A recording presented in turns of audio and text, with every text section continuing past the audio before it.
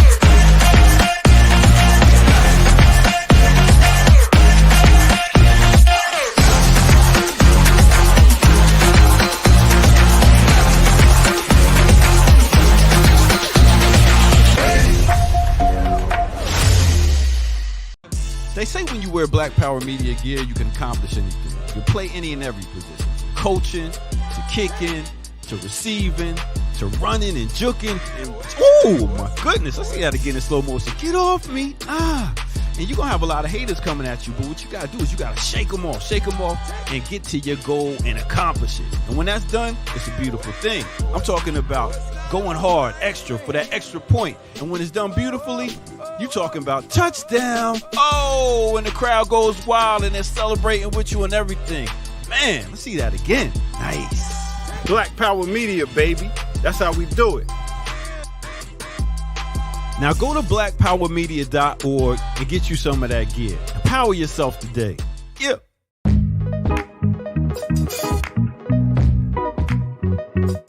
I mix what I like.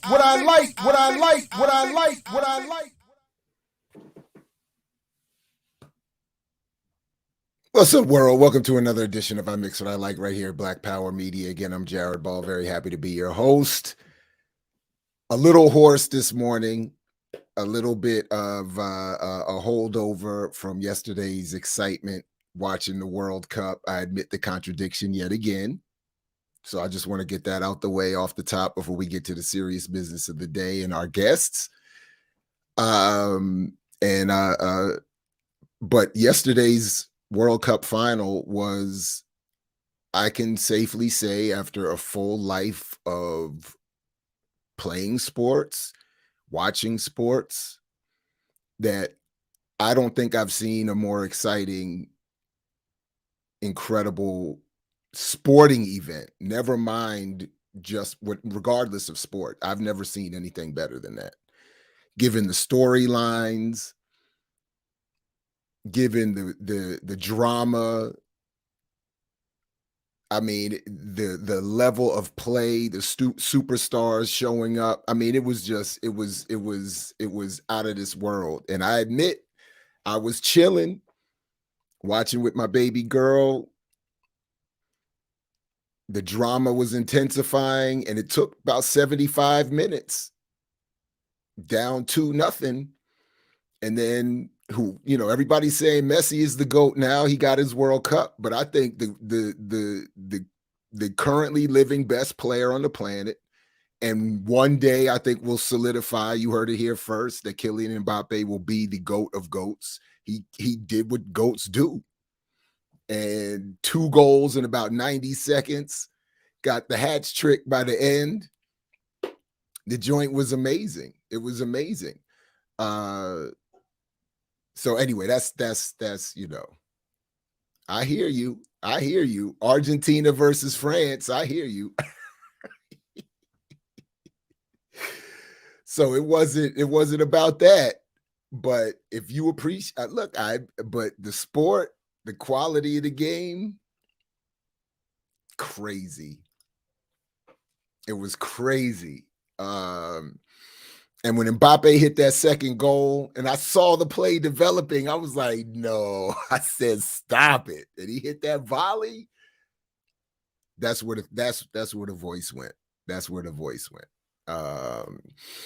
So anyway, so that, just wanted to say that off the top, and maybe we'll come back and talk more about that at another point. But before we, so that said, a very happy belated birthday to SteveBiko, whose birthday was yesterday. And this show takes its name going back to the early 2000s. A free mixtape radio show, adopting the name I Mix What I Like. And I think Dr. Haight actually inspired that name. I think I would have to give him credit for that. But obviously became the title of my first book, title of my website, title of the show. I think it's my favorite phrase. And it's an homage to SteveBiko's emancipatory journalism that he wrote. In the column, I write what I like. And so the puns, whether it was the mixtape, me being mixed, that's a little bit part of the pun, at least for me. I think, I mix what I like. So, shout out to Biko. There's some media mergers that I thought we would talk about at some point, but I'll come back to that as well. Speaking of emancipatory journalism and its need.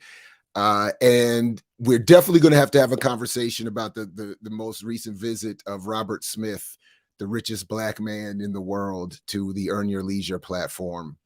It is a disgusting barrage of Black capitalist fantasy, mythology, and nonsense that I've suffered halfway through so far. And because I've done that, you all will have to suffer to a certain extent with me, because we're going to have a conversation about that madness and why the work we do is so important and meets the challenge that it does as well. Okay. That said, a few of our guests have arrived. We're going to have more later in the show. So let's go ahead and get started. And before I bring them on, let me do my pettiness here real quick. So there's a clean break that doesn't have to involve them. So one of our guests will be here later, and I can't help but bring up the fact that she's coming here late, having first to make an appearance at another platform whose larger size and audience is understandable, but whose presence over decades speaks to the need of this platform and the work we do here, and why emancipatory journalism is so important, and the emancipatory journalist who's ultimately the subject of today's show is so important as well. So I believe it there, but I can't help it. Because anyway, shout out to BPM and what we're doing here. Back in a quick second. Let's get to it. I mix what I like, what I like, what I like, what I like, what I like. So two important components of what I'm just calling euphemistically our Mumia crew. Mama Julia Wright, Dr. Michael Schiffman, to be joined later by Dr. Johanna Fernandez, and really he should get out of the chat and join us himself, Dr. Todd Stephen Burrows. I don't know why he would be messing around grading papers. My grades are due today too, and I'm just going to get to it later. So, but anyway, greetings to the both of you. Thanks for joining us this morning. Welcome. Thank you. Always glad to be here. So we weren't there Friday. I wasn't there Friday. We didn't cover the hearing Friday, but there was the follow-up hearing with Judge Lucretia Williams in Philadelphia regarding Mumia abu-Jamal's the latest in an attempt to get him a new trial or just freed. Tell us what happened. It sounds like it was very exciting. It sounds like it was a little bit unexpected. And it sounds like the judge may, although I was reading Noel's essay this morning, and I'm a little less optimistic after that, I must say. But anyway, tell us anyway, what happened on Friday and why was it so important? And where does that leave us with Mumia's case? Well, I think there are several components of what happened on Friday. So a lot of stuff went on before. There was a huge campaign to write respectful letters to the judge. And one of the most important documents that was sent to the judge was not a letter, but it was a legal document, and it came from the United Nations. And that's what Julia should tell you about. Okay, let's talk about that, Mama Julia. Good to see you once again. You have been obviously involved with defending Mumia and promoting his case and encouraging the UN's involvement and international support in general. What is this? What did the UN say? Yeah, following liaising with the UN Human Rights Council for 2 years was not easy, and I won't go into that, right? But I mean, they have a lot on their hands. We have a lot on our hands. There are priorities. But we did get a press release last year for Mumia because he was wearing 4-point shackles, restraints, while he was lying in hospital. And they put out a press release on that, which went around the world because it created jurisprudence. And we knew they were watching. We knew it. So it kept me going. It kept me sending them reports. And when October 26th took place and Judge Clemens announced her intent to dismiss, I found out they met the next day at the UN, unbeknownst to us. So they were taking it seriously.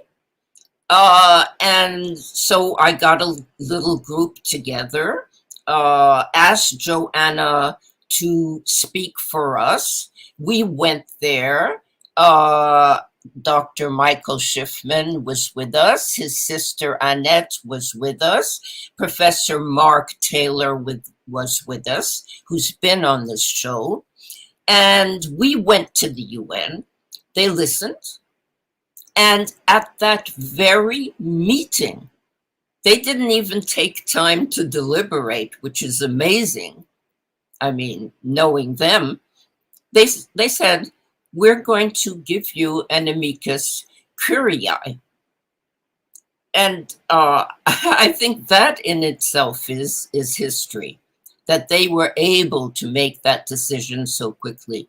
But and what does that and what does that mean? Is I just welcome Gwendolyn to the program as well. Good morning. Good morning, Gwen. Hello. Well, I'm not an expert, but what I know it to be is an independent party offering advice, information to the judge and the court, because that independent party is an expert on a subject that the judge may not be an expert on. Okay, that's what I understand it to be. I mean, no, it's not judgmental. That independent party, the UN, is not judging the judge for not being expert on a certain subject. It's very civil. It's just saying we are offering our expertise. And in this instance, the expertise is expertise on systemic racism, because the working group is the working group on people of African descent that was established in the wake of the murder of George Floyd, essentially. And as we were saying yesterday in our little ad hoc group with Michael and the others, we had the feeling that the specter of George Floyd was presiding there in court, because that document, to me, I mean, having followed and liaised with the UN for 2 years, is permeated with the spirit of what the UN did after George Floyd was murdered.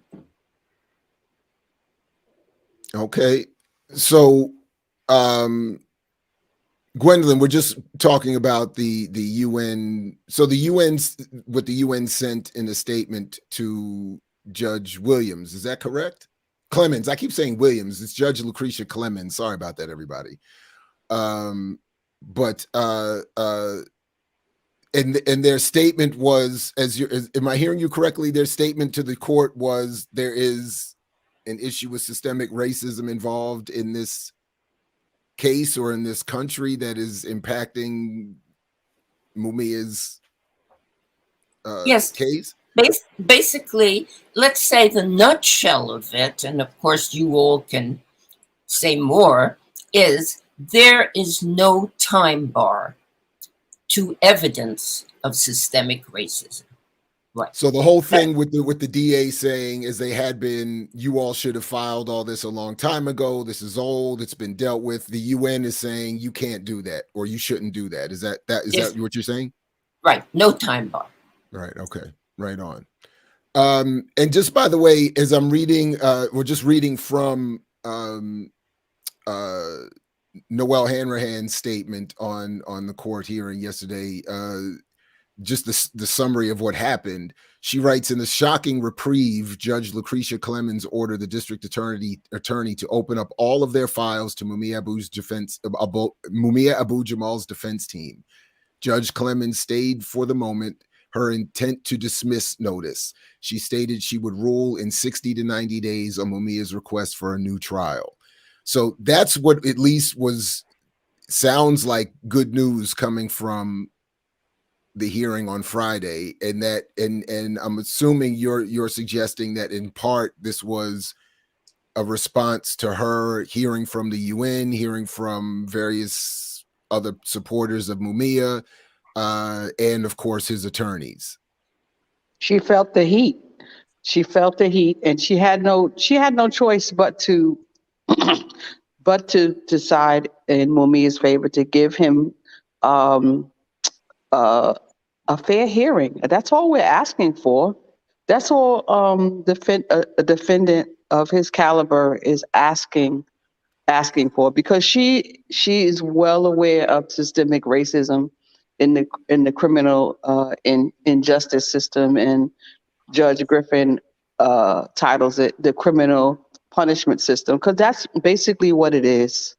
It all boils down to finding someone culpable of something and punishing that person, particularly if that person is a radical journalist and it has the ability to mobilize thousands of people.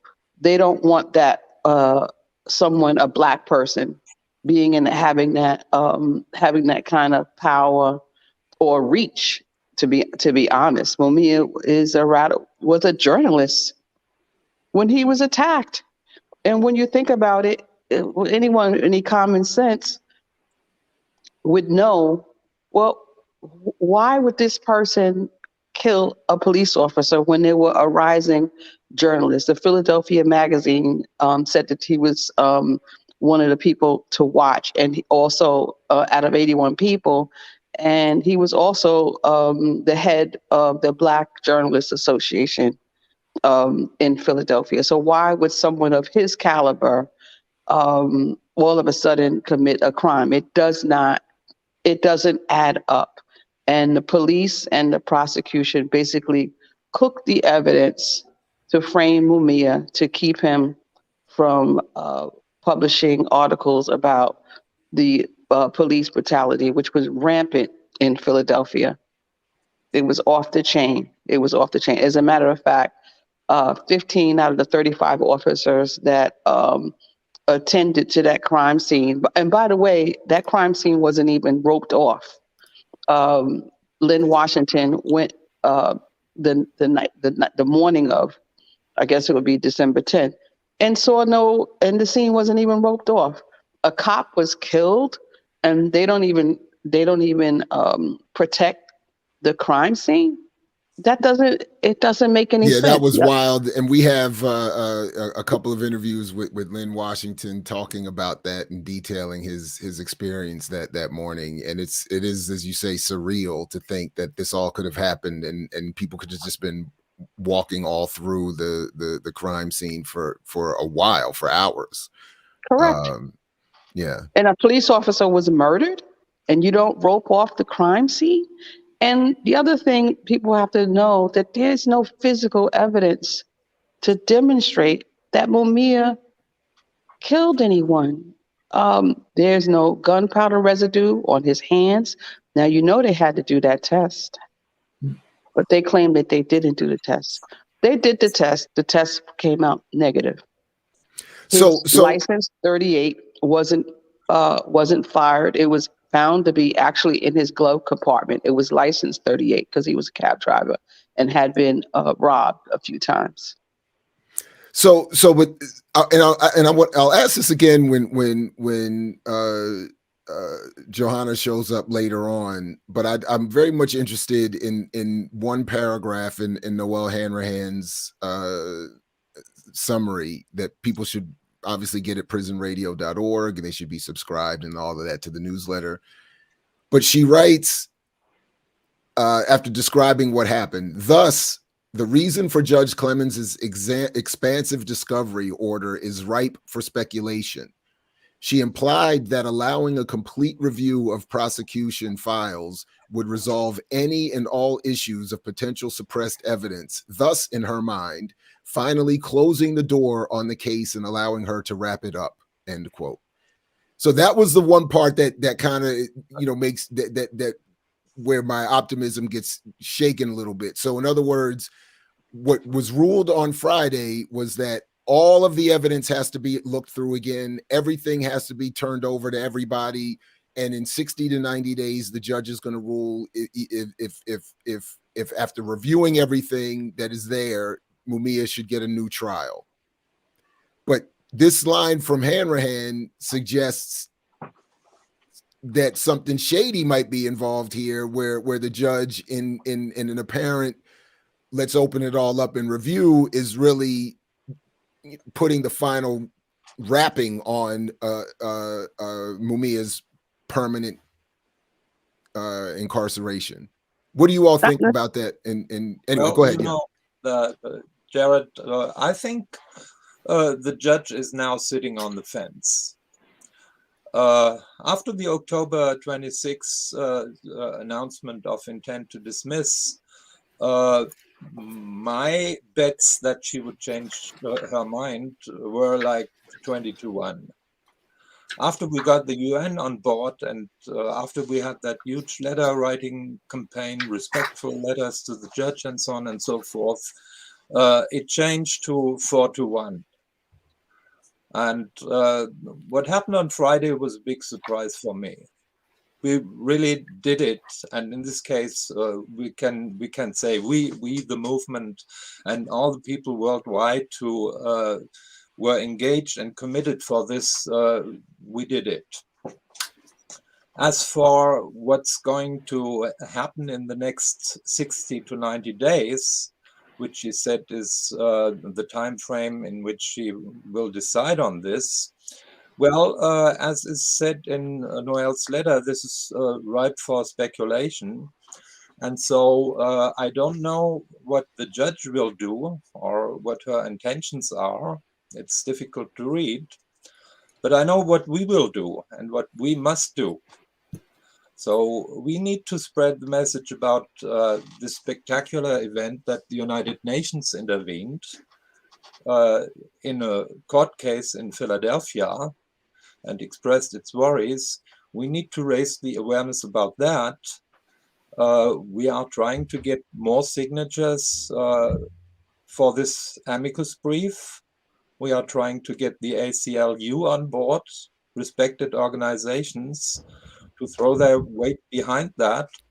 And of course, we have 60 to 90 more days to raise the profile of this case and to spread the message about what Gwen was talking about, namely that this was a frame up from end to end. Now we have opened the door a little bit. And our task now is to use these 60 to 90 days to push it wide open. I look at it the opposite way, Jared. I actually look at it in that she can't say then that it's a time bar if other evidence should come to light. And I'm sure it will. I'm sure it will, that Mumia was framed. Most people, and it was brought up in court actually for the first time, most people aren't aware that there was a fourth person at the crime scene. So evidence like that, perhaps also the so-called confession by the police saying that Mumia said that I hope the MF dies, which never occurred because the doctor on the scene said that Mumia wasn't even able to talk. He was almost in shock. He was also severely beaten. His sister, who came to visit him, said he was barely recognizable because of the severe beating that he Yeah. had experienced by these racist cops who set out to frame Mumia and also kill him that night. And then he had the audacity to survive. So I think the more evidence is going to come to light, and I think she will have no other choice but to overturn his conviction. That's what I'm looking at Hey, it as a positive, right on. not a negative. Okay. I really Yeah. do. I really do. So She's trying to cover herself. right on. And I had the same reaction. The ACLU isn't already supporting Mumia. I mean, good God, for real? Yeah. I mean, good God. This is like, I mean, you know what? But you know, You know we're what? now You know what? Real in a quick, position. Dr. Schiffman, hold on. I'm sorry, real quick. That for me is gonna put the ACLU in, for me, the PETA category. Because I hear and see them around enough, and every time I do, I'm gonna let them know I cannot support you after PETA try to put Michael Vick in jail and ACLU is not trying to get Mumia out. You all are on the same page for me now. Come on now. You all got to do better than that. Sorry about that, Dr. Schiffman. Go ahead.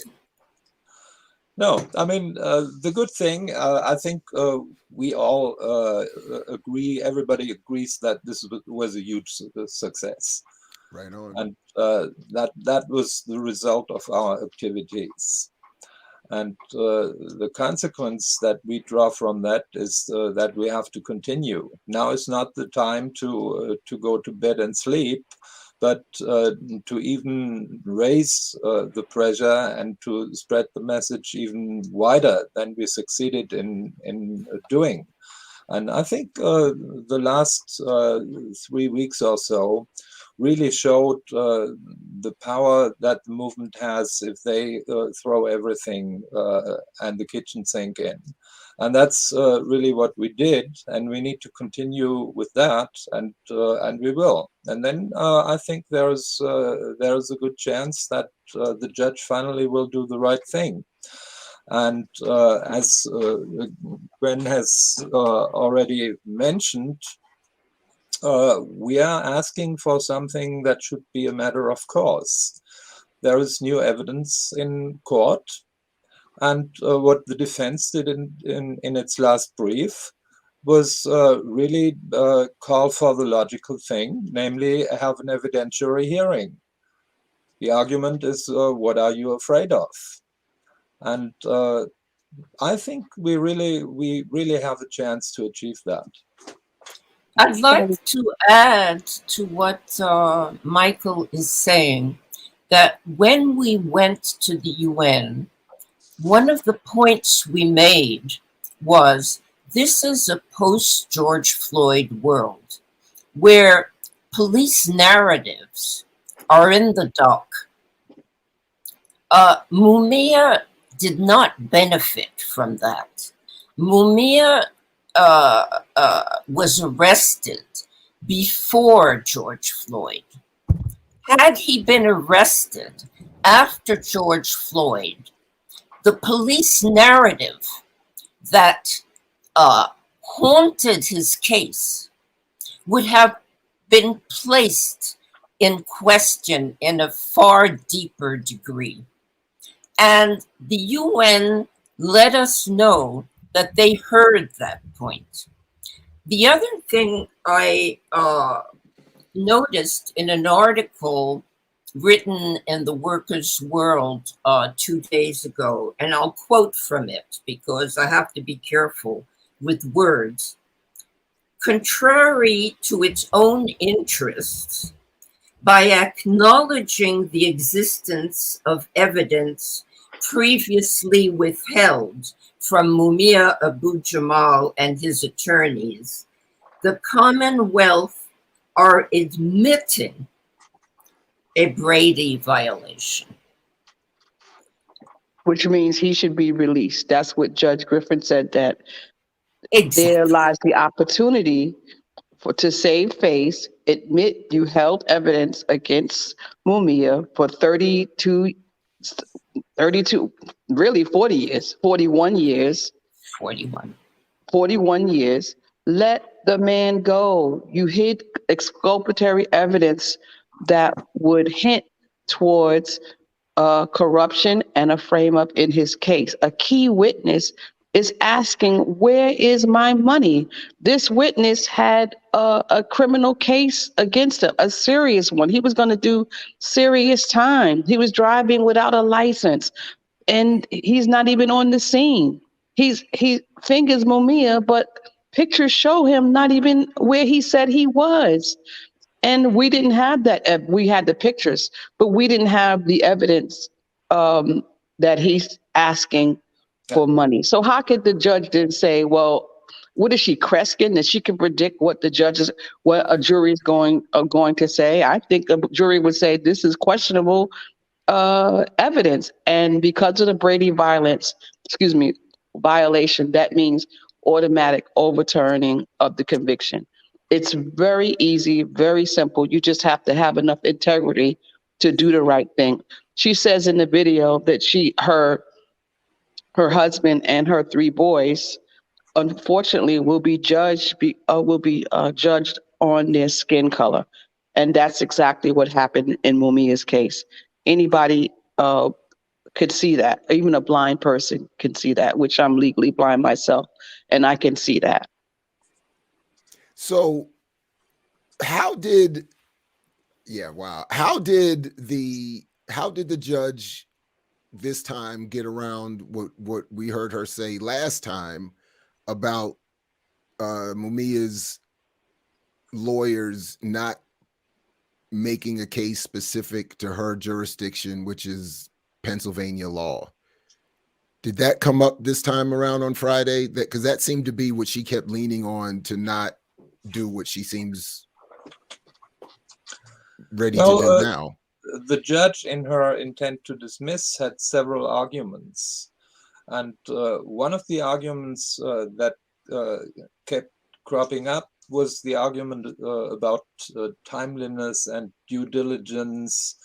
You may be right in this, but you should have raised it earlier. That's a matter of the past, and so on and so forth. And especially with regard to that, the amicus brief is so important, because it over and over again stresses there is no time bar for getting rid of racism with which people are treated, not just in the streets, but also in the courts and in trials. So right, but the UN's opinion, but I'm just curious because the UN's opinion is not Pennsylvania law.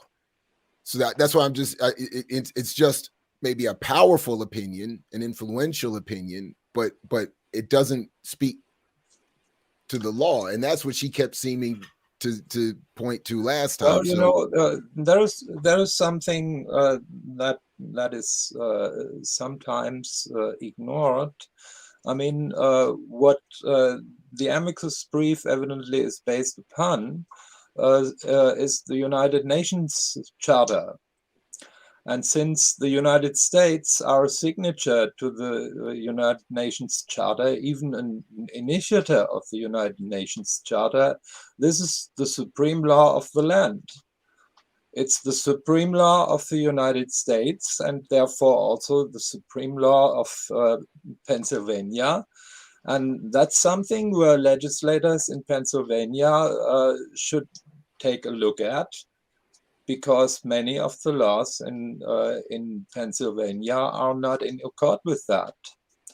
And if something needs to be changed here, it's not the United Nations Charter, but the laws in Pennsylvania, which I think the people of the Commonwealth of Pennsylvania need to be pushing for.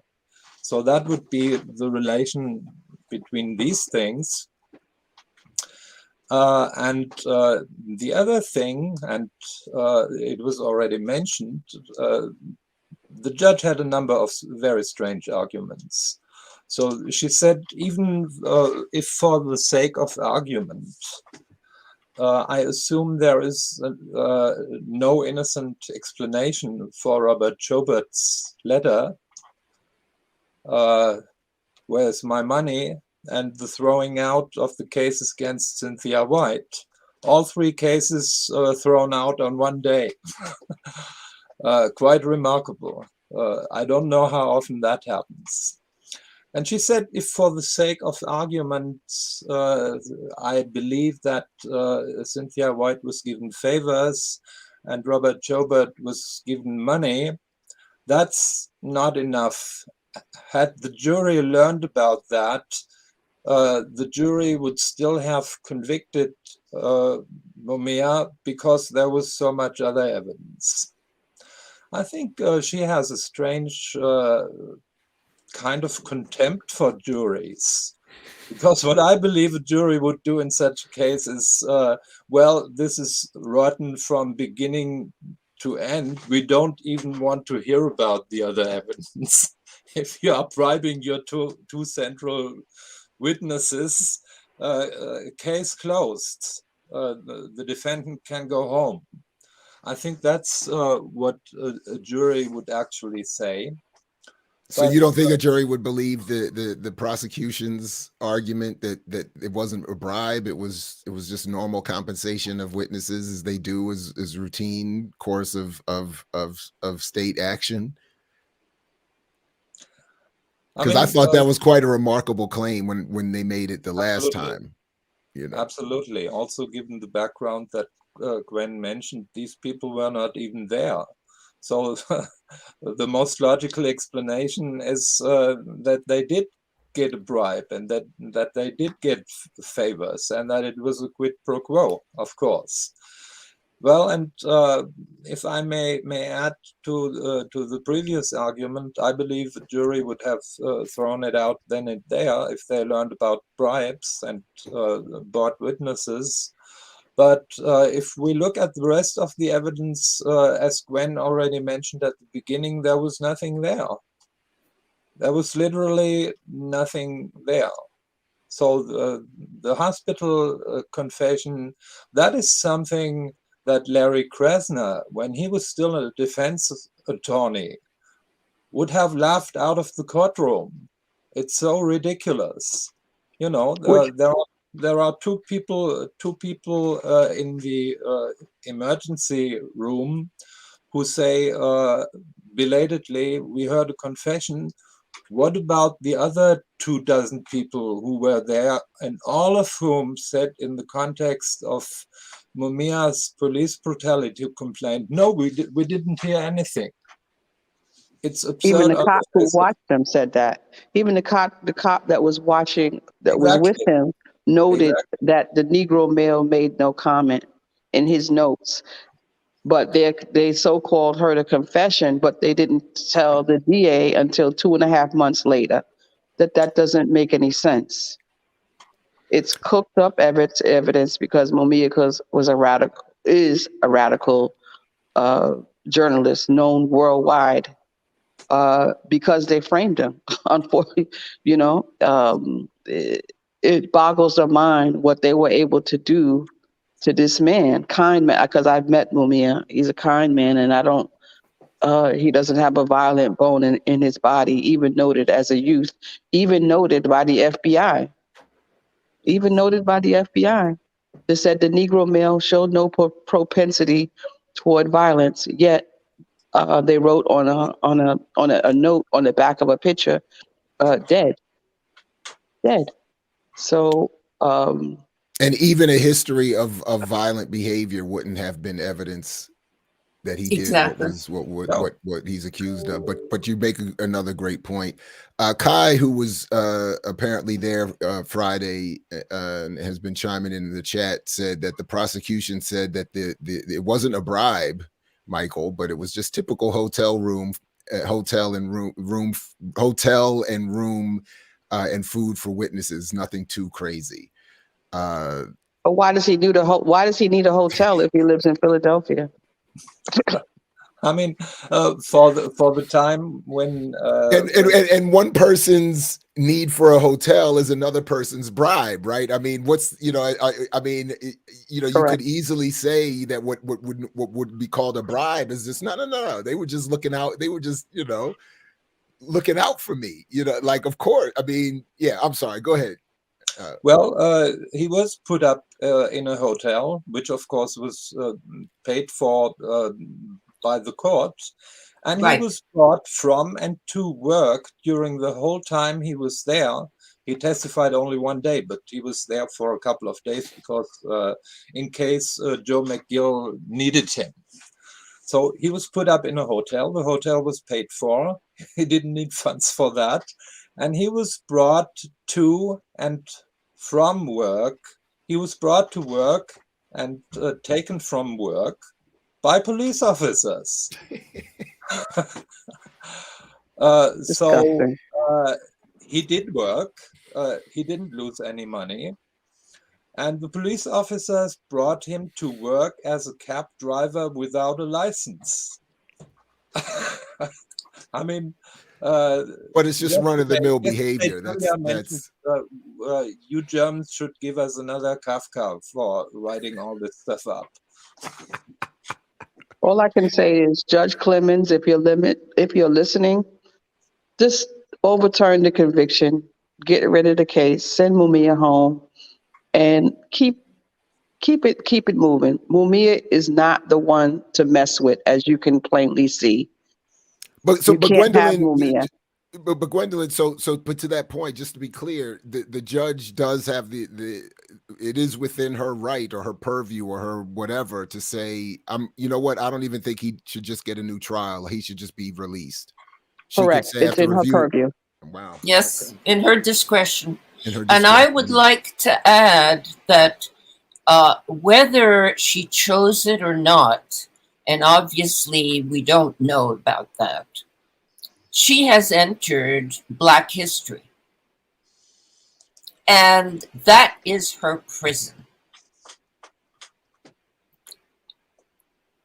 Mumia is in prison, physical prison, but she's in another sort of prison. Oh, you did say prison. I thought you said prism. She's in a prison. She's in the prison of Black history and the judgment of Black history. That's what I'm saying. And whether she chose to enter that or not, she is in it today.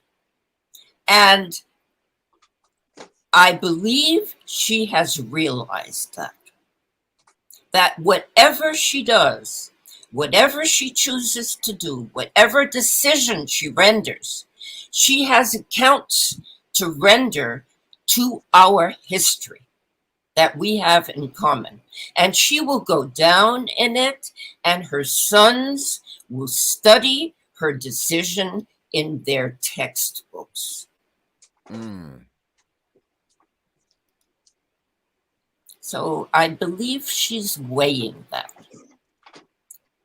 in her intelligence, hopefully.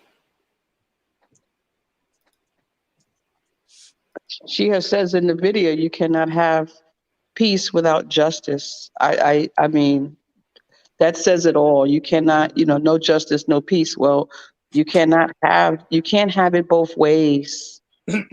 And she has to know, like Julia said, that she doesn't. I wouldn't want to be the one to want to sentence a man of Mumia's caliber to life in prison, to a death sentence, when you have all of this evidence right in front of her to overturn a wrongful conviction. It's right there. All she has to do is show a little guts and stand up and be counted for something that was truly something that shouldn't have happened. Hold on, Gwendolyn. Forgive me for jumping in, but I don't want to forget the segue I just pulled from your comments. Speaking of guts and standing up, Dr. Johanna Fernandez has joined us this morning. So welcome to the program, Good Professor morning. Fernandez.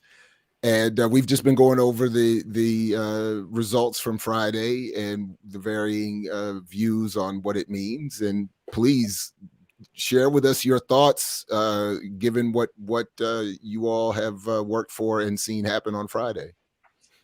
You know what? I think it's important to put the prosecution on blast. The name of the prosecutor who's who's arguing against the defense is Grady Gervino. I'll say this. You probably remember the moment when Larry Krasner was elected DA. At that moment, the Philadelphia Inquirer wrote an article in which it called the DA's office the deep state. That if you look at what happens in a city, one of the most important offices is the DA's office. In Philadelphia, we see a county that imprisons more Black Americans than any other county in the country.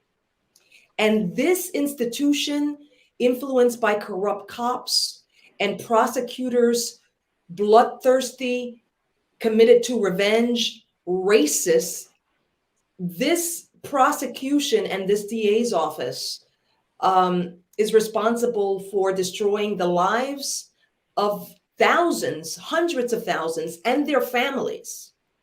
So what did Larry Krasner have to do?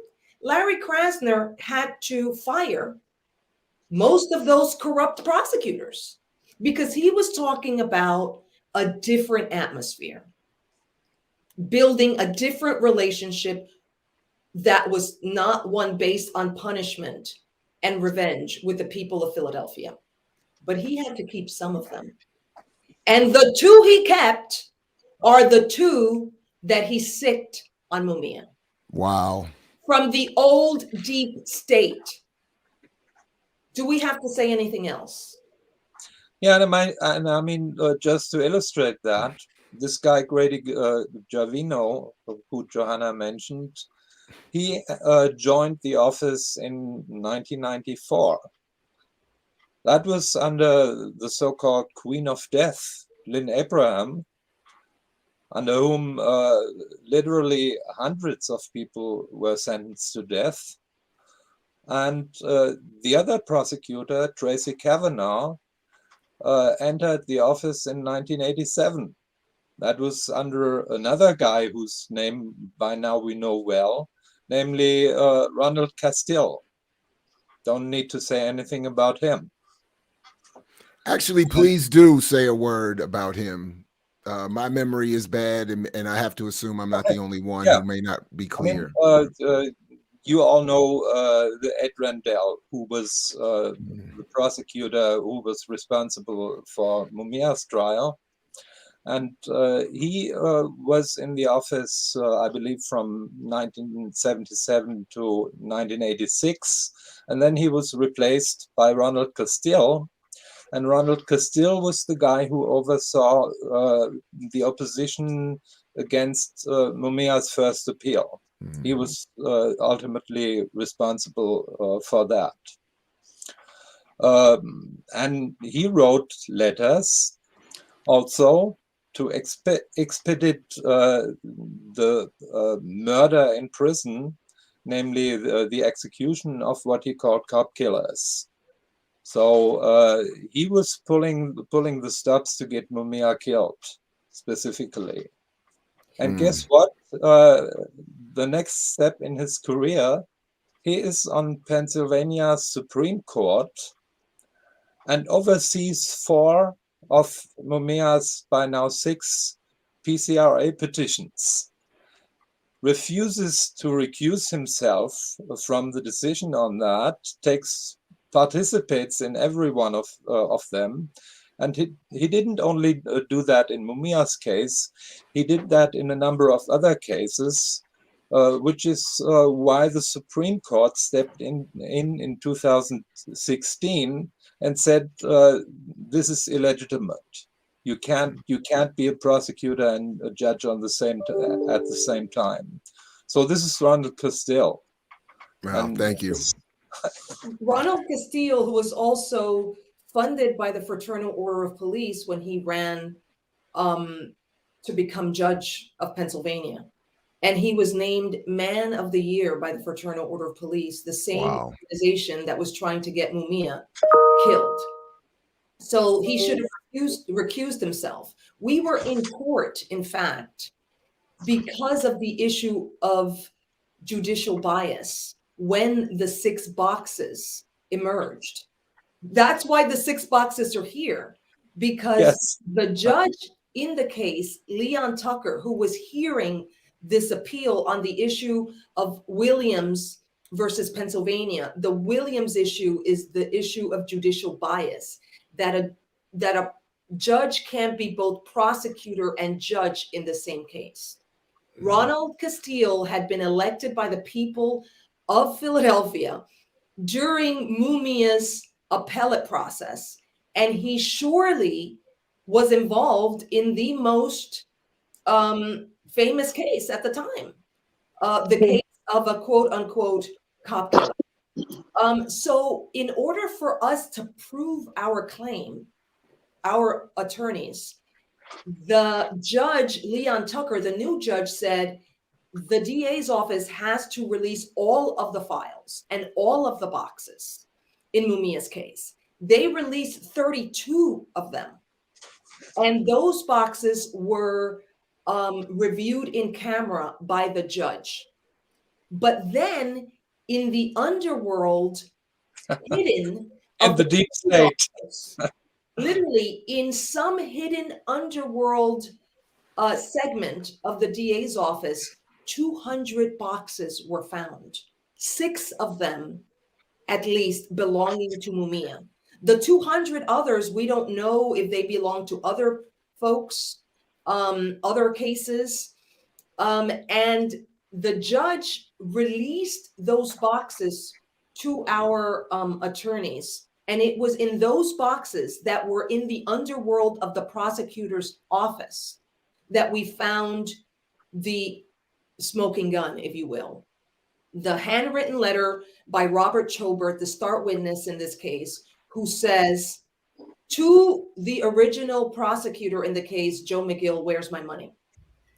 I've been promised money. I've been trying to reach you for a long time now, and I've not been successful. Please let me know what I have to do to get my money. Now, this is the thing, that the nasty lying Gervino on Friday said, well, you know what?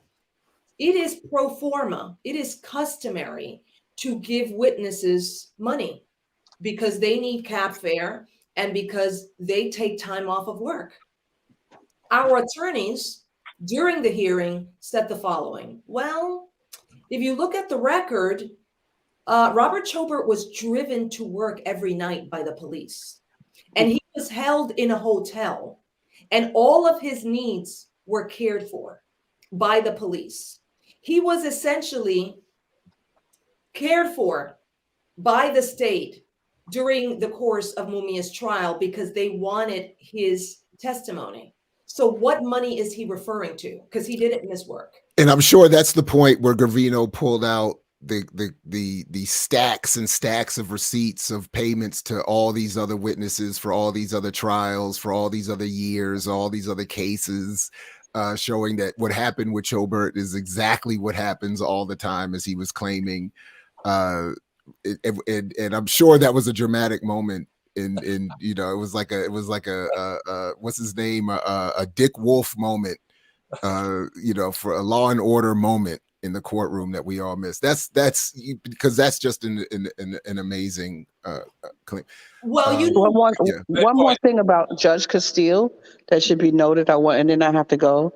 There's a training tape, and one of these days you should show it. That judge, his name is on a training tape where Jack McMahon is instructing assistant DAs to keep blacks off of juries. This is a tape somewhere. There's a tape with Judge Castile, not Judge, District Attorney Castile, Ronald Castile's name is on a tape where one of the assistant DAs, Jack McMahon, it's in the film Justice on Trial, is teaching assistant DAs how to keep Black people off of the juries. You don't want smart people on the jury. You don't want Black people on the jury. And should you choose a Black person, let that person be older, because they're, I guess they tend to be friendly to cops. I don't know what that means, but definitely just type up in YouTube the Jack McMahon Castile tape. Jack McMahon was running for office. He wanted to become DA of Philadelphia, and he was running against Lynn Abraham, who was known as the deadliest DA in America, according to the New York Times. You type deadliest DA, and her picture is going to come up in a New York Times article. They were running against each other, and she leaked what now are known as the McMahon tapes. As Gwen mentioned, it's literally a training tape of how to get rid of jurors who are likely to convict. And he says, Jack McMahon, you don't want the educated Black people on your jury. You don't want Black women on your jury. And he goes on and on and on and on. But this is the thing. So that's what Gwen was referring to, that this training tape has Ronald Castile's name on it because he was DA at the time. Yeah, from 1986 to I think 1991 or 95. It probably was from 1991, because then he ran for and got on a judgeship, got a position on the judge, because he was funded by the FOP. But I would encourage people, if they want to get involved, and they should get involved, we need boots on the ground. We need, thousands of people on the street the next time Mumia's hearing comes up. Go to bringmumiahome.com and join our email list, because we will be bringing buses down from New York City. Bring Mumia home, and his name is spelled Mumia. Bringmumiahome.com. And thank you again for letting us come on to talk about this very important anytime, case, this political prisoner who deserves to be free now.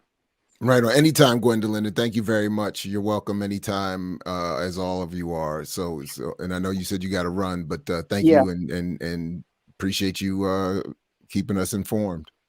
Thank you. Free Mumia and all political prisoners. Right on. Gwen, thank you for that. Oh. Jared, before I forget, sure. Someone showed up in the courtroom right after we did, and I was traveling with Tag, a member of the campaign to bring Mumia home, and they said that they were there because they heard you talk about the case. Oh, wow. Right on. You announced the court hearing on December 16th. I want to get a hold of this person, and I pray that they call me. They were driving in from Washington, D.C. Oh, right on. Person originally from Philadelphia, recently moved to Washington, D.C., who literally just showed up at the courtroom to represent. And he heard it all here on your program. So thank you. Thank you for thank you. Yeah, appreciate that. Thank you very much. And definitely if that's you, be in touch. And anyway. Actually, I just lost my train of thought. What else do we need to know, and what else would you like to share? And so, actually, Professor, go ahead. Yeah, go ahead. I'd love to say something. Piggybacking on what Dr. Schiffman has been saying, the utter Kafka aspect of this case, with these boxes ranging from 6 to 32 to 31 to 200, an infinity of boxes, and sending us back to Trump's boxes in whatever it is. Our logo. I can't even remember the highfalutin name, is to me so mesmerizing, because if we could only say, who is the Houdini who disappeared these boxes, like Trump's boxes were disappeared in Florida by the seaside. I would love it. I would love it. We would get public attention. Julia, I think this is hilarious. And you've written a poem about the boxes. Yes. The importance of liberating the boxes, not just for Mumia, but for everyone. Move. Philadelphia. Move, right? Move. The boxes of bones of the moved children. This is the state that we're dealing with. And part of what our attorneys said in court is that, as you referenced, Jared, they're not going to say, oh, we've got a whole laundry list of bribes and letters. They're never going to say, I bribed the witness. So inference and circumstantial evidence is critical here. And what's the inference and the circumstantial evidence? That Robert Schobert was driving with a DWI and a canceled driver's license. And that he had previously been convicted of throwing a Molotov cocktail into a schoolyard. So he was not going to park his butt right behind a cop car. I mean, listen, I've been fleeing the cops for, problems with my license. We all know how that feels. At least I do. And well, I was going to say, unless he knew with good reason that he was going to get the level of support from the police that he ended up getting. I mean, you're right. Why would anyone who, people have written articles just about the general trauma Black people fear when cops show up behind them, just in general, never mind whether they've been throwing Molotov cocktails and driving on expired licenses and whatever. So I can't imagine. But Professor Fernandez, I did want to ask you what I asked the others earlier. I read a brief excerpt of Noel Hanrahan's thoughts of Friday's hearing, and there was this one, I don't know, since the anti-silver lining in the anti-cloud, the reverse of the silver lining thing, where she said that she thought one potential, or my reading of it was one potential negative outcome of this is that the judge is saying, I want to claim an openness and an inclusiveness of all the evidence so that when I rule to shut it all down, this will be the final wrapping up of the entire Mumia case. Did you have any thoughts on that? Or is that, what are your thoughts on that? I think it was Michael Schiffman who first said, he didn't say these words, but he said, we don't need to go off on a goose chase. We don't need, a red herring here in the form of 200 boxes or 32 boxes. This could be her method of writing, her slate, and leaving a clean record behind. I think a number of things are going on. I think that is a reason that she is a prosecutor-oriented judge, and she wants to say, we looked at all the evidence. What she hasn't said is that it's been 3 years since the evidence emerged, and those boxes could have been purged by the prosecution's office, which they do all the time. They're lying, cheating bastards. That's what they are. But there's another issue, I think. She asked for 60 to 90 days to rule. because she really needs to look at the case. She needs to read these files carefully. And ultimately, this judge is responsible for hearing probation violations. That's what she does day in and day out.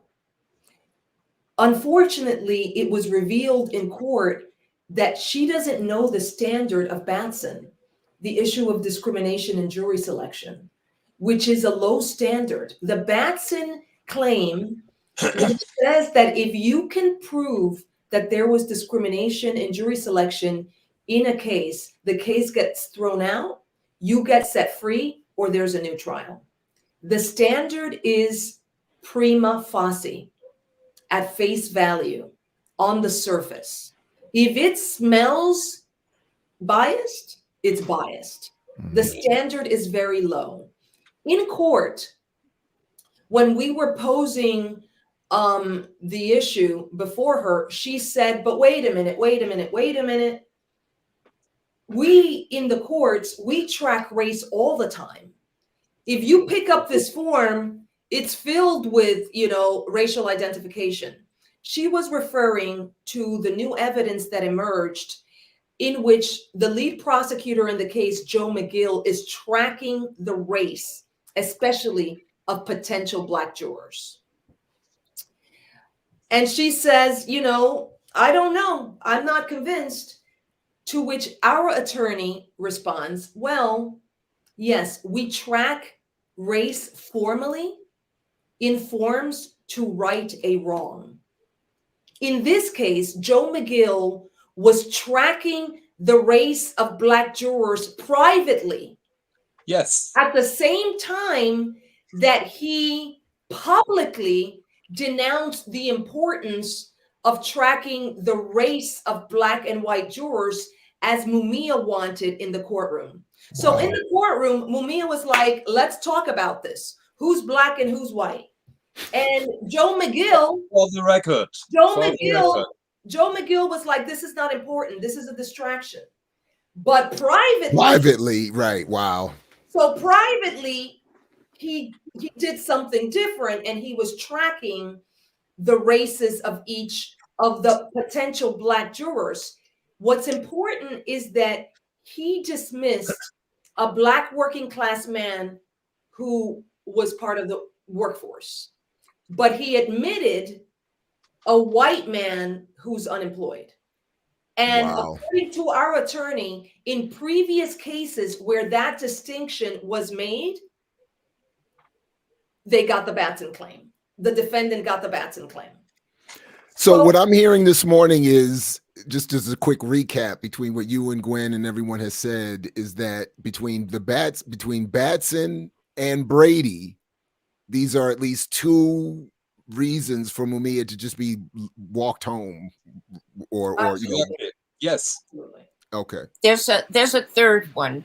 It's called Moore versus Dempsey, and it was won after 1919, after the Black massacre in Elaine, where 12 poor Black people were charged, indicted, tortured, electrocuted, forced into confessions to having done nothing.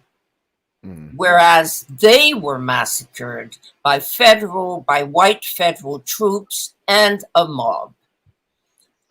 It went to the Supreme Court, and thanks to lawyers like Scipio Jones and thanks to Ida B. Wells, we won a decision called Moore versus Dempsey, saying that there could not be a fair trial in a mob-like atmosphere.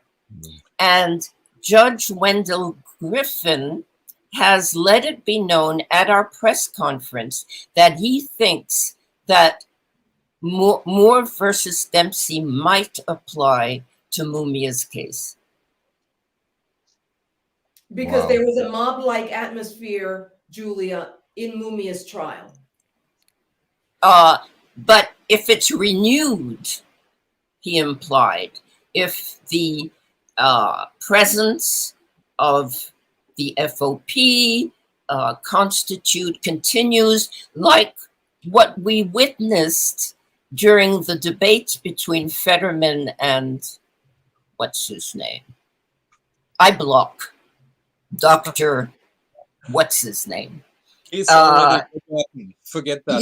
Yeah. But Oh, was, yeah. Oh, I'm sorry. Yeah, right. Dr. Oz, yes. Right. That, he was trying to whip up something. Yeah, right. Dr. Oz, you cannot make that up. No, only Oprah can. He's another Oprah off the Oprah tree. So okay, so and then just so that I'm clear, in 60 to 90 days, Judge Clemens is just going to offer her ruling. Is there going to be another hearing? Are we going to be invited? Are we going to be asked to show up somewhere at a particular time? How does this work? And what would you all like to see us do? Everything. There it is. You heard it, everybody. Mama Julia said everything. So get busy.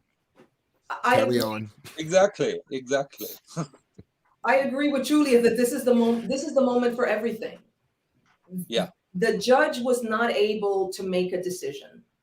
She was not able to make a decision because of this amicus brief that was filed by a working group of experts on people of African descent. Julia Wright is to be credited for her work over the course of 2 years, just putting the case before this group.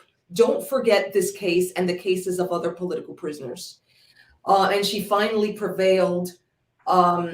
We met with them for an hour, and we wanted them to just show up at the court. You remember? You want to talk about this, Julia? Go ahead, you now. She wanted, our request was, please make your presence known at the court.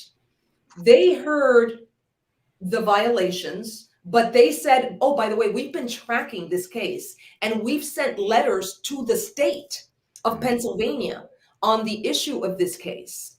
They happened to all be meeting in the same hotel. So they were in the same room, which is a prerequisite for their decision making, that they all meet together. And they said, we're going to write an amicus brief, a friend of the court document in support of Mumia. And out of that, Julia's connection with the judge, Wendell Griffin, emerges. And he says, even though I'm a sitting judge, I'm going to speak because I'm about to retire.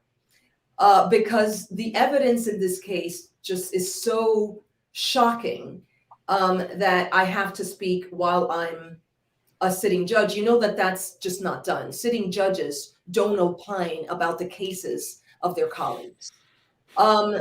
So all of this grassroots work, all of the letters that were written to the judge, asking her to decide with her higher judgment what to do, the fact that this is covered so often in your on your show, we've essentially tried to shift the terms of debate around Mumia's case, and we're continuing to do that in the public sphere. This led the judge to reconsider. That is a victory, but now is the moment to go even farther. Now is the moment to amplify the amicus brief, to write the letters, to show the films. There are like 4 or 5 films on the case of Mumia abu-jamal. Show your film, show the film to your school class, to your church, to your community group, show it in your building, and tweet about it. Contact any of the groups that are working with the case, and let's see what we can do together to make sure that she does the right thing. This is the moment. This is the moment of truth in this case. Exactly, everything. Pull out all the stops. Right on. Anything else? I mean, I'm not rushing you all, but I just want to make, I've exhausted my own questions. If there are questions in the comment or the chat, please re-amplify them and I'll pull them up. You know what? Part of what the prosecutor argued over and over and over again on Friday was that our attorneys didn't file papers properly or in a timely fashion. Right. That all of this has already been litigated. They repeated over and over again, it's been 41 years, and this is the 6th PCRA hearing. We've heard all of this before. What they didn't say is, well, we held exculpatory evidence and the evidence in 6 boxes. Our retort to that is, we couldn't have gotten relief in the courts, first because the judges are bought by the Fraternal Order of Police in Pennsylvania, and secondly, because you held exculpatory evidence for 41 years. So the concept of the new evidence was denied by them over and over and over again. Because if there is a victory in Mumia's case, if Mumia runs free tomorrow, their office, the prosecutor's office, and the whole establishment of Philadelphia and Pennsylvania is going to be on trial. Yes. All of the politicians in Pennsylvania, Democrat and Republican, in the 80s and 90s ran on a platform of law and order and executing Mumia. So their entire careers were built up on racializing Black people and instilling fear in white people about Black people's criminality, and especially the criminality of Mumia, the award-winning radio journalist and veteran Black Panther. So there's a lot at stake because this is an international case with so much attention put on it internationally. The city of Philadelphia that imprisons more Black people than any other county in the country would be on trial. That's what's at stake, and that's why they're so bloodthirsty with Mumia.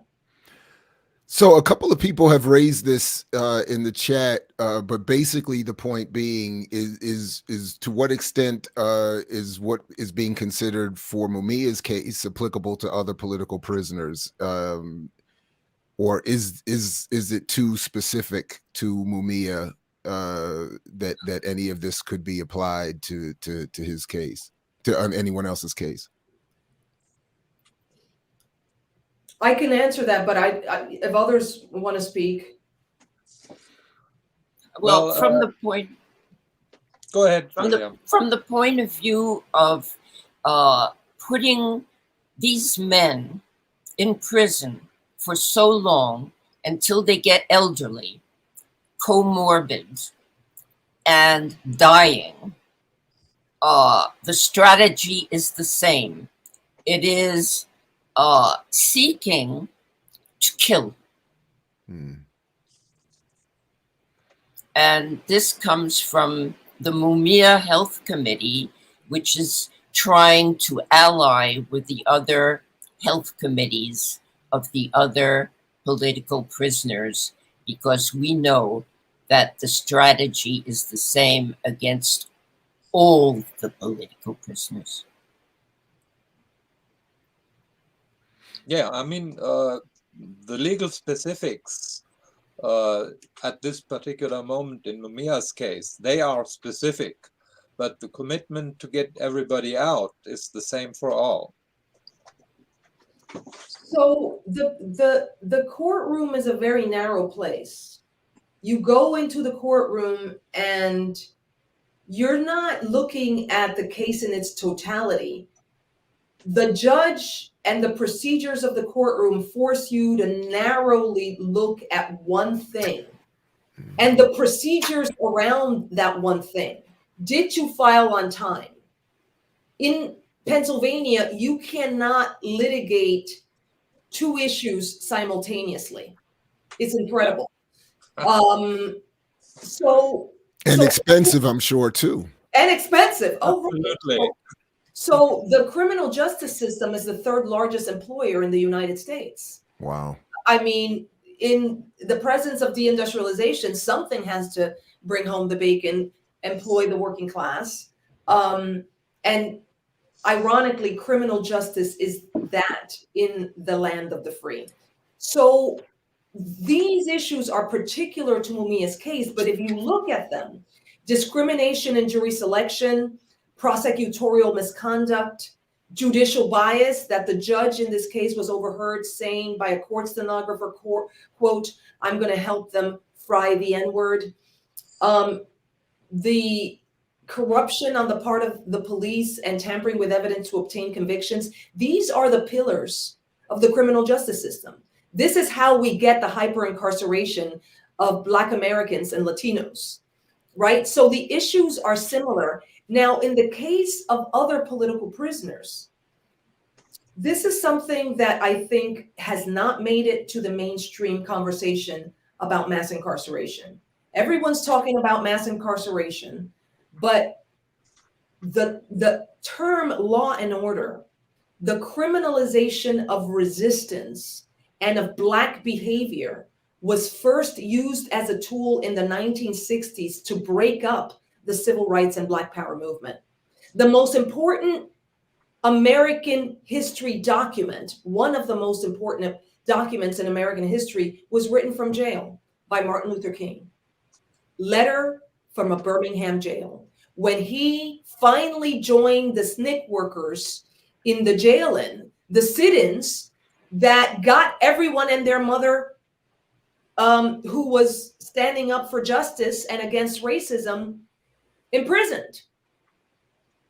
The South used the term law and order to criminalize Black resistance.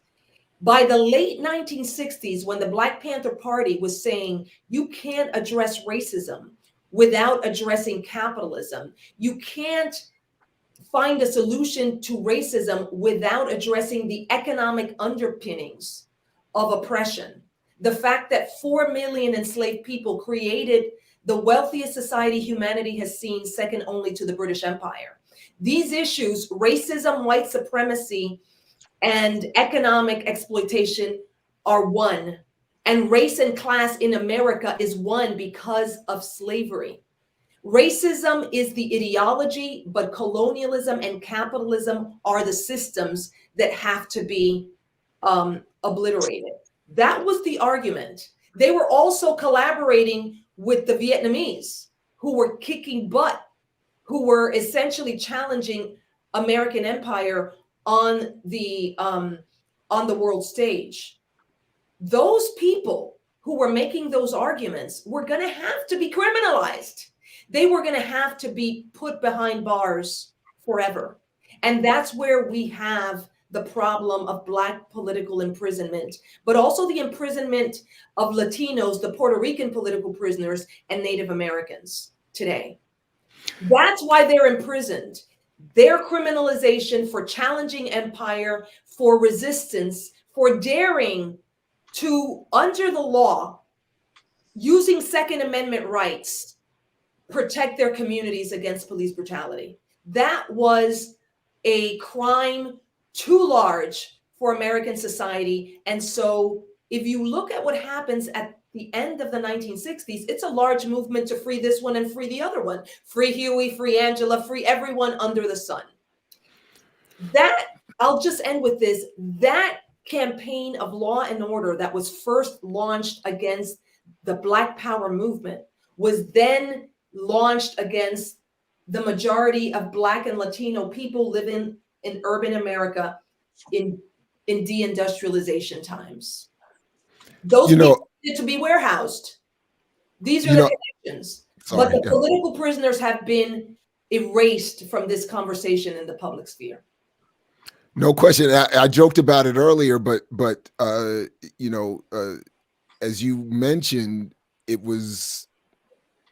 has been made clear, and we now know that the Nixon administration intended for the law and order campaign to be, and the war on poverty to be, euphemisms for the war on Black liberation and Black power.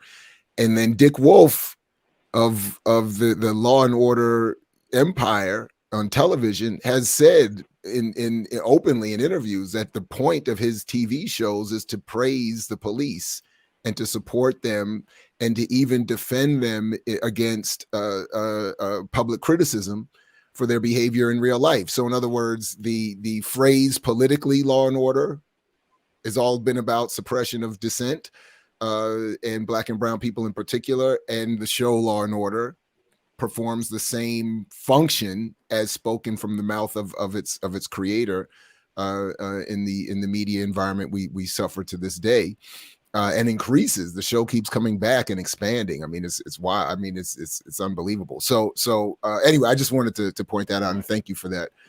Anyone else want to? Is there anything else you all want to add in terms of what we need to know, or what beyond what you would like us to do? Yeah, go ahead. I'm going to have to leave now, so I just wanted to say that my takeaway from the amicus brief is personal hope, because I think a lot of us who have lynchings in the family, but that goes so far back, we have given up finding out who did it, who is out there, whose families are out there with impunity. We will never know. And to find finally a document saying there is no time bar. This is a crime against humanity, is personally something that gave me total relief. Whether it will happen in my lifetime, probably not, but I think my family will find out who lynched my great uncle. Hey, right on. I love it. I love the personal to the broadly more, for everybody. I love it. And Mama Julia, I appreciate your continued work on this and coming through. You're welcome anytime. Thanks for everything. Thank you. Take good care. Thank you. That's heavy. That is pretty heavy, right? And just as a reminder, and I'll try to find the link and put it in the show description, but we've had Julia Wright explain that history here in detail before, in terms of the lynching in her family, and why there was an attempt to block even the publication posthumously of her father's work on the subject. Anyway, similarly, I would want to thank the both of you for your continued work, now, on this case and beyond, and in coming back with these updates. And you're always welcome in advance of the next decision or anything else to come back and share anything with us that you would like. But in the interim, if there's anything else you want to add for this morning, please go ahead. Thanks for having us so often. It's very essential to us. I want to repeat what Julia said, no time bar, and the UN said no time bar for justice. That's true for both Mumia and for all the political prisoners and everyone else. But we have a particular time frame where we need to intensify the struggle for Mumia, and that's the 60 to 90 days before us. So, as I said, or as Julia said, everything, as I said, pull out all the stops. Right on. Thank you, Michael. And thank you, Jared, for having us again over and over again to talk about these issues. We don't know what is going to happen exactly. But she said that she needs 60 to 90 days to rule. We need to, as Michael said, just put our foot in the gas right now and do everything we can to win. We've been winning. Mutulu Shakur was freed on Friday, the same day that Mumia was on trial or in this hearing. And Dr. Mutulu Shakur, a political prisoner, revolutionary healer, who worked at Lincoln Hospital, with the Young Lords, the Puerto Rican counterpart of the Black Panthers, the first people to link Eastern medicine and acupuncture to addiction. They were looked at like crazies. And now that is the way that addiction is treated in New York, on the West Coast, and across the world. It is the primary method used in the healing of addiction. So Dr. Mutulu Shakur is home, Jalil Mutakim home, Sekou Odinga home, Sundiata Akoli home. Mumia can come home, as can Veronza Bowers and Rochelle McGee, the longest standing political prisoner of that era. Right. Imam Jamil Alamin, his name was H. Rap Brown, and in fact, they created a law called the H. Rap Brown Law in Congress that made it illegal to cross state lines to give a speech during the Black Power era. That's and right. Of course, Leonard Peltier.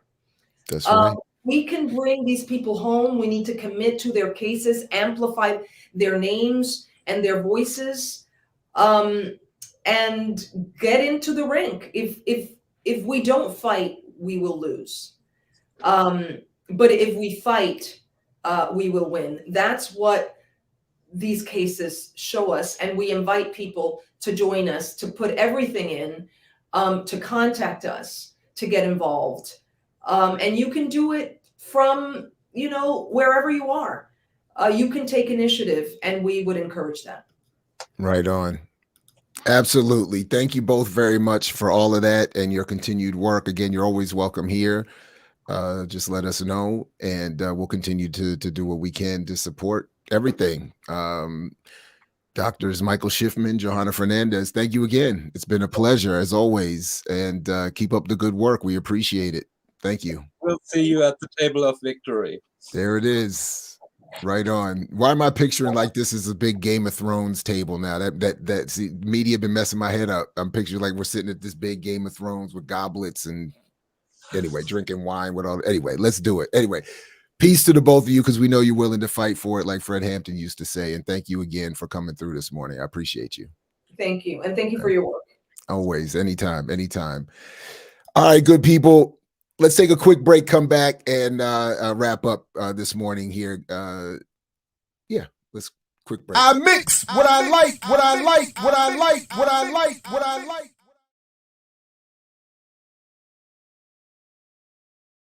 Big shout out to Gwendolyn and Professor Schiffman, Fernandez, Mama Julia Wright, and all those who continue, Dr. Todd Stephen Burrows, putting this together in the background as well, for all those who continue to do this work around Mumia, and all other political prisoners. We are, free them all. We already know what it is. So thanks to them. Deeply appreciate what they're doing, and we'll continue to monitor this and get the word out, etc., and so forth. With the few minutes that we have left, I'm tempted to one thing I will say, big shout out. We've been asked to help cover some of the issue around, and maybe we'll try to do this on Friday when I'm a little more prepared, and throughout the week on the Remix Morning Show. But the attack on oh, now I'm blanking. It's from let me pull this email up real quick, because shout out to Breakthrough News with Eugene Puryear. I saw they were covering this, and Renaya Kalik for covering this issue, and Dr. Joy James is asking us to jump in, so we'll look to do that over the course of this week. My email's not pulling up in front of me, but it's involving the South Africa workers who are being killed, in fact, for trying to raise awareness around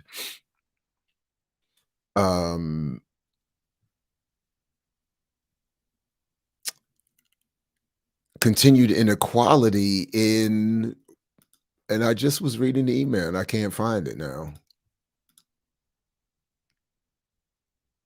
Anyway, some of you in the chat, I'm sure, probably know this already, but Breakthrough News was covering it as well. The housing, right? Eugene Puryear, housing. But they were also talking about this, the just how bad it is in South Africa and how little has changed there.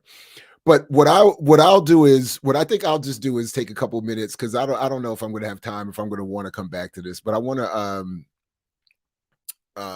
no, it wasn't about the Marikana incident in particular, but just the general condition of people. You know, hey, look, Rashad, we appreciate you, but this is what we're here for. This is what we exist as a platform for, and what we wanted to help be able to do to collectively, you know, amplify the work around these things. Yeah, anyway. But let me just say a couple words real quick on the political antithesis to this, and why I admit a kind of increasing frustration, even as I understand what it is. But maybe I'll come back and do the rest of this. I don't even know. But as I mentioned, I started watching a recent interview with the richest black man in the world, I believe, RobertSmith, and the good folks from EarnYourLeisure, whose platform continues to grow and whose name keep ending up in my face, whether I like it or not. So I'll put the link in the description if people want to sit down and watch the whole thing. But I just go through a couple of my notes here from the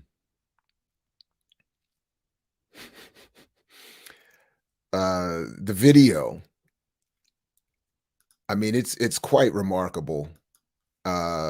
So let me pull this up here just so we have a little bit of so you can see what I'm talking about. Oh, I don't have the EarnYourLeisure interview. Hold on a second. Let me pull this up real quick. I mean, because it's quite remarkable, but I think it speaks to a lot of what ends up working against our efforts. That is the efforts of collectively that we're involved in, you know, to try to magnify different kinds of politics. And in terms of my work around, and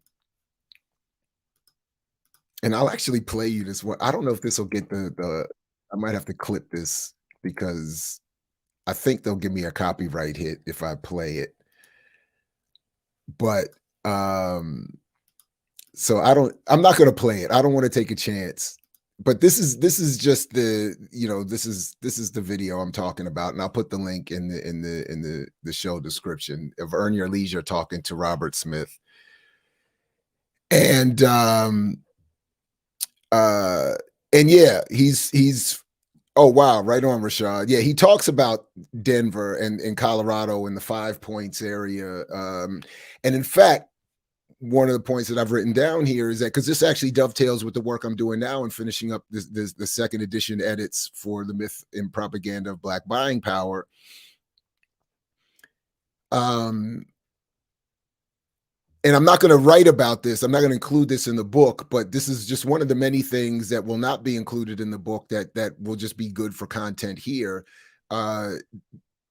Because what RobertSmith and EarnYourLeisure end up doing is regurgitating a lot of the mythologies that, again, inhibit our ability to understand how the economy works, what the relationship Black people have to that economy, what can be done as a result. And then really, I think it does kind of trickle down, pun intended, into negatively impacting our ability to free political prisoners, build the ranks of our radical political organizations. And by the way, shout out to Black Alliance for Peace, getting to see them.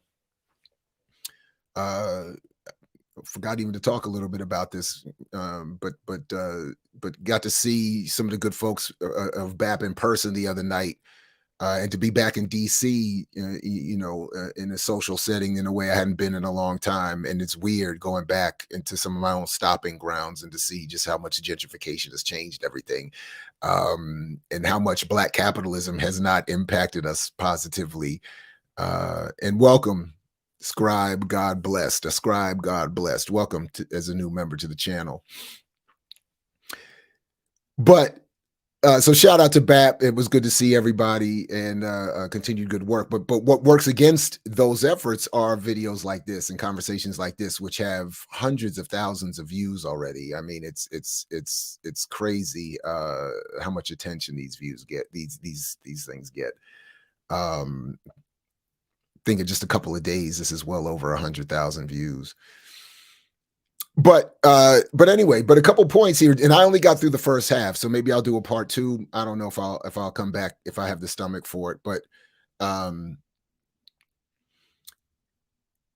for instance, one of the things that he does in mentioning that is Robert Smith growing up in the 5 Points area of Denver is that he does what E. Franklin Frazier, Abram Harris, Earl O'Farry have historically made a point about, what I'm trying to make a point about more recently, that one of the many negative impacts of segregation is that it created the mythology of a segregated economy that still permeates Black nationalist spaces from the radical to the conservative.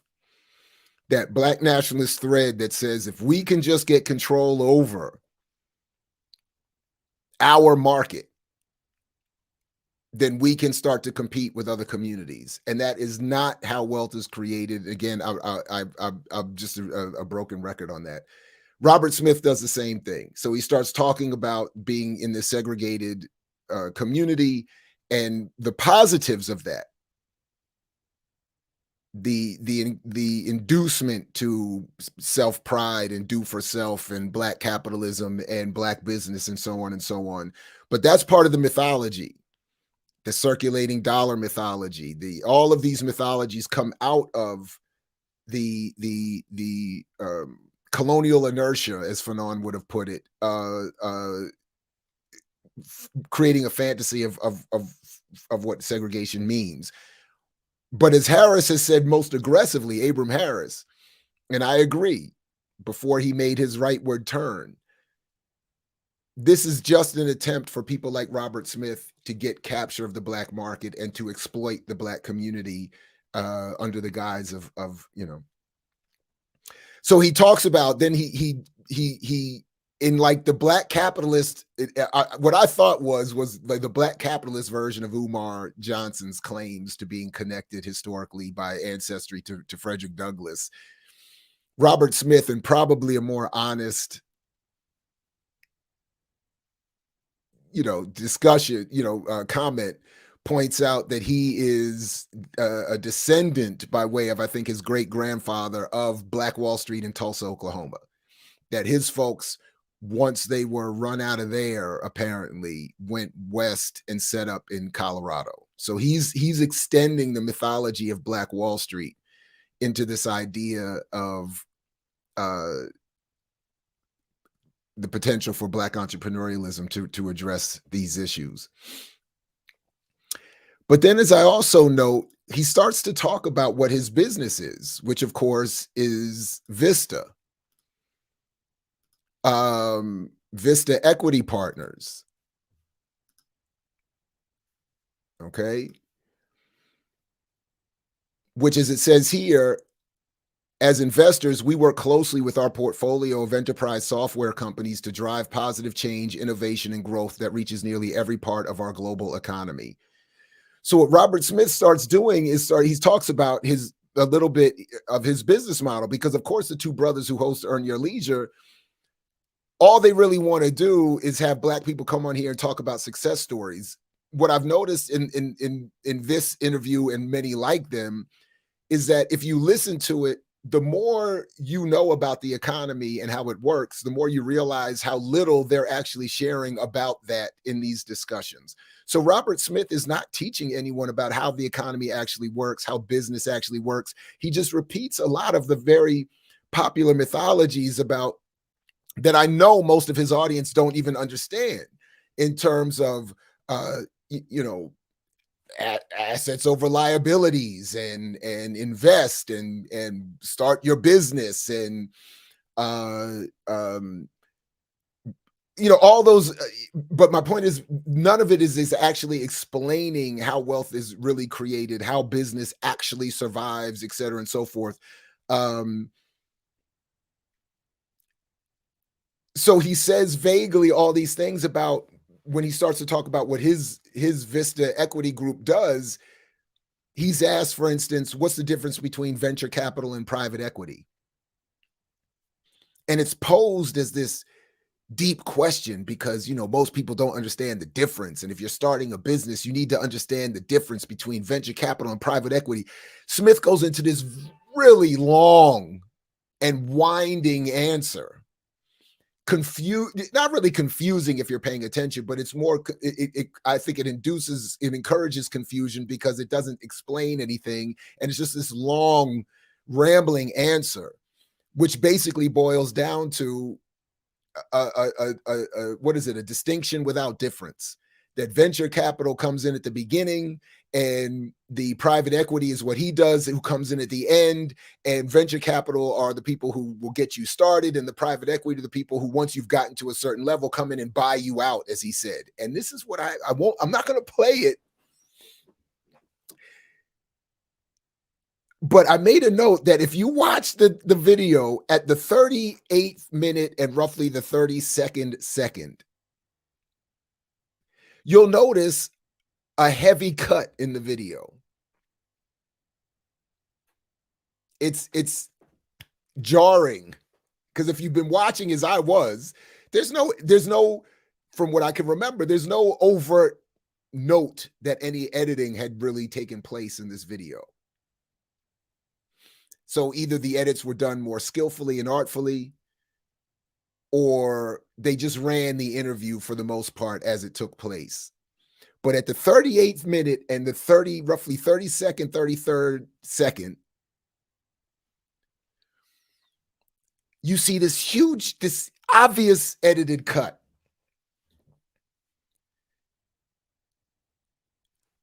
And a slight detour in the conversation, a slight, not major.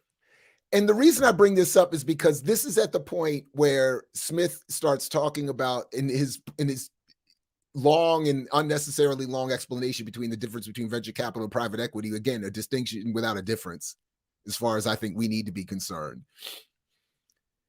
He points to the fact that he is the private equity end, the big boy money, who come in after a business has reached a certain level of success, and they do, as he said, buy them out. He said that's when you lose control over your business. And you usually would do that because you want that payday.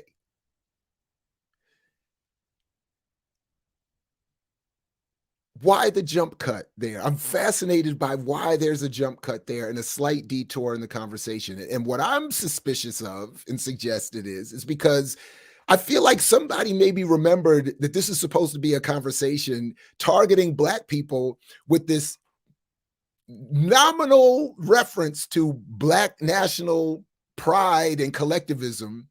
And because again, they start off by talking about, we want to talk to you because you're the richest Black man and you're showing what Black people can do, and you're such an inspiration, and we were honored, we're honored to be sitting with you and to learn from you and to da. But what Smith is saying is, at a certain level, the big boys come in and buy you out. And I feel like somebody was saying, well, wait a minute, if we're encouraging Black capitalism and Black entrepreneurialism and Black business to solve the conditions of the Black community's material inequality, maybe we don't want to highlight this point of building up so you can get bought out. And why? Because as you look at the team that Robert Smith has put together for his Black-owned Vista Equities, it's just remarkable in what is revealed in this Black pride promoted endeavor. That at the point that your business, your Black-owned business gets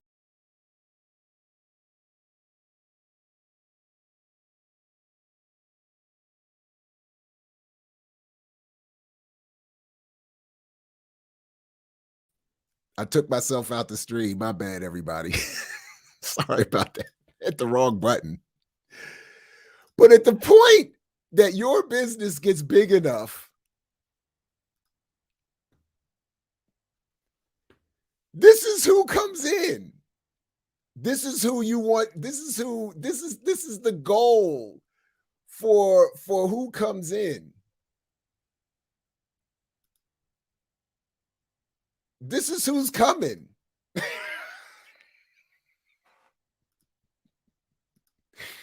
So I was like, why the jump cut?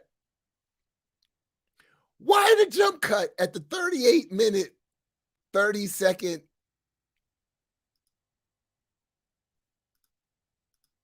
point, right when Smith is talking about the difference between venture capital?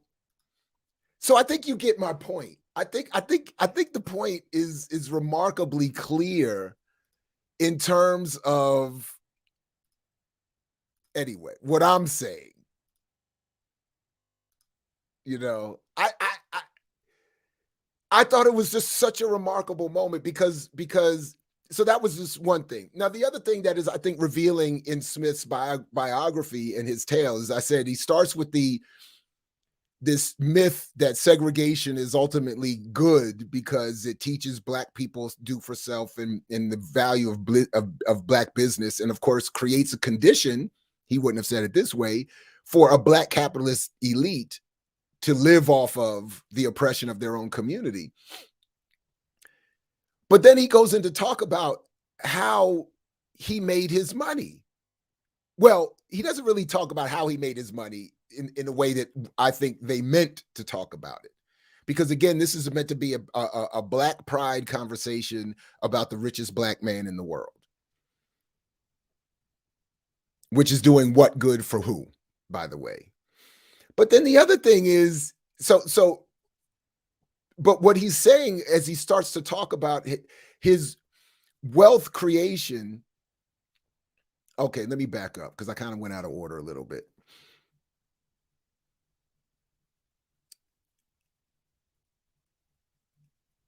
He makes the mention of going to first Cornell and then Columbia universities, where initially he was going to do something involving science or chemistry or something like that. And then he was introduced indirectly, in large part, as he credits Black media, like Black Enterprise magazine, for promoting Black capitalist superstars that would inspire him and eventually mentor him. And one of the points that he makes, that is Robert Smith, is that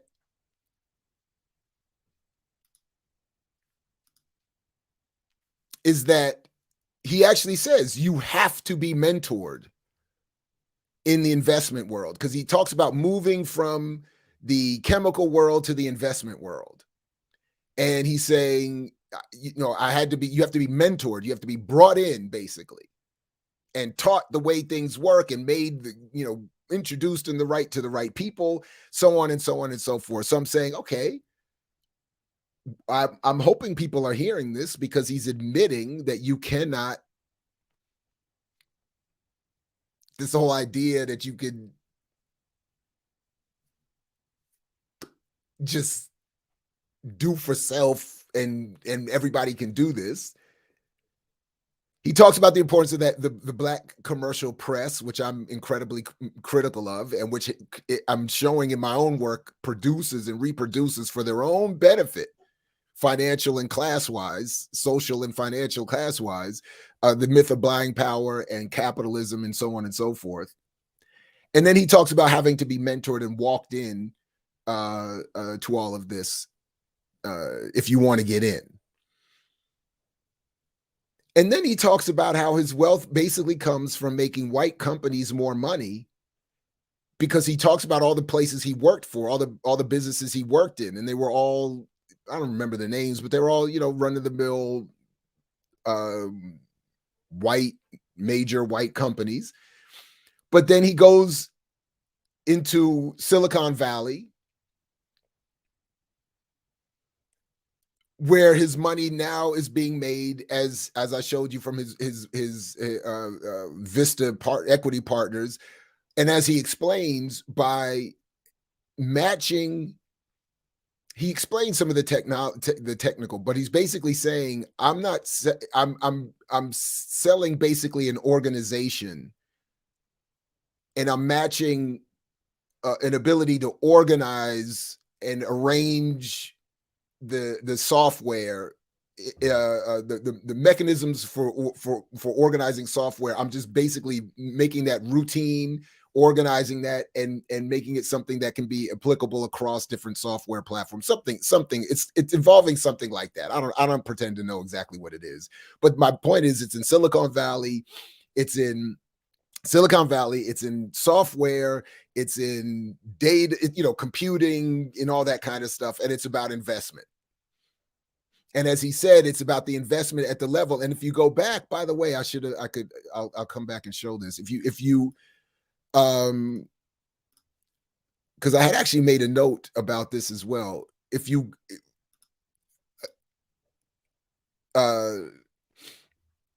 with over 94 billion in assets under management and over 20 years of investing exclusively in enterprise software, we believe the transformative power of technology is the key to an even better future, a healthier planet, a smarter economy, a diverse and inclusive community, a broader path to prosperity. So that's helpful, because in part what he said, what I remember what he was talking about was that he was taking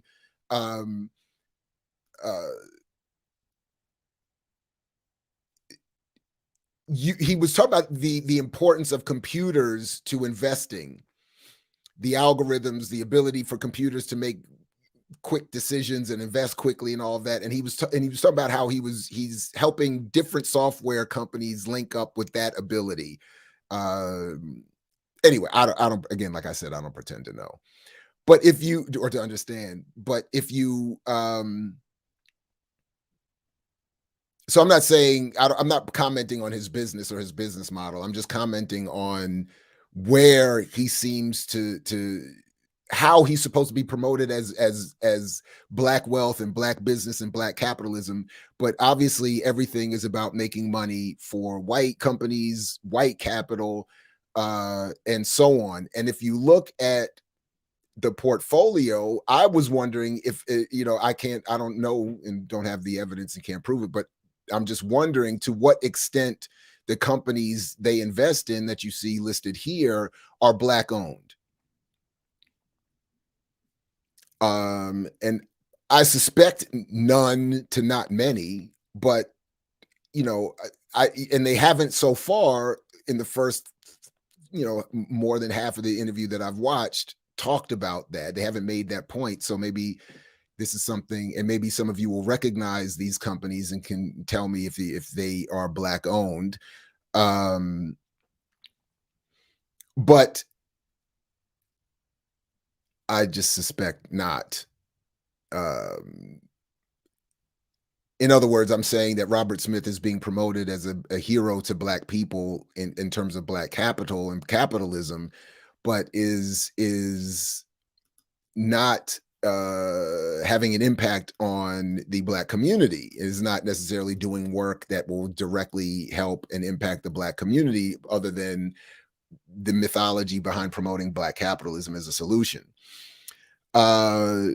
So he talks about moving into Silicon Valley, and we and people are well aware of how racist that environment is, and how white that environment is, and how it's dependent on funding, which again goes back to the constant problem of Black business, that Black businesses need, and he talks about this, that